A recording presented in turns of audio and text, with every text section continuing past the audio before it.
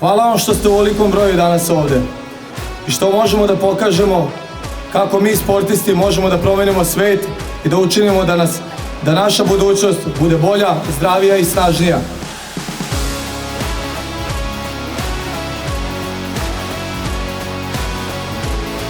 Hvala što birate sport kao put kojim ćete u životu koračati, a na kome će vam glavni putokazi biti poštenje, prave vrednosti i ljubav prema svemu što radite.